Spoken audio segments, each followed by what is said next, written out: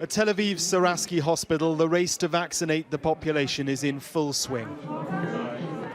It's about protection, confidence, getting back to normal, of course.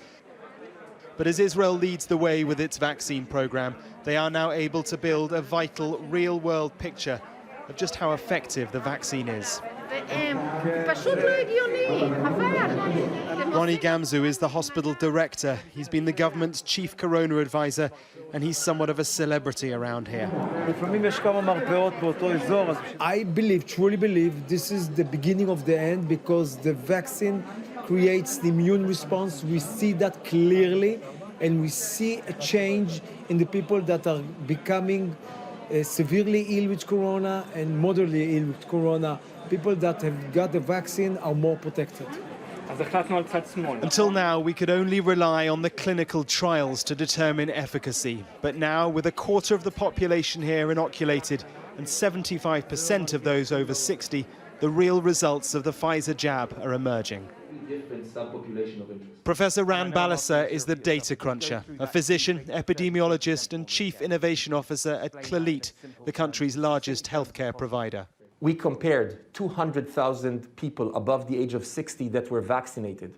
We took a comparison group of 200,000 people, same age, not vaccinated, that were matched to this group on various variables.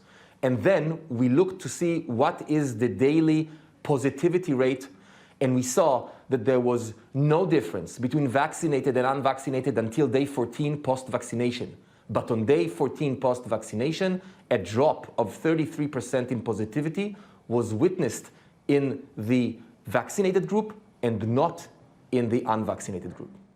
It matches Pfizer's clinical trial data, but does raise real questions about the UK strategy for delaying the second dose. The UK government paper justified the second dose delay because they judged that the Pfizer vaccine was 89% effective 14 days after the first dose. That's much more than the preliminary Israeli data suggests. The practice in Israel is to provide the second vaccine at 3 weeks. So we are following protocol. Would the level of protection again, in general and against specific new strains going to be changed if one is not taking the second dose? All of these are open-ended questions, and only time will tell.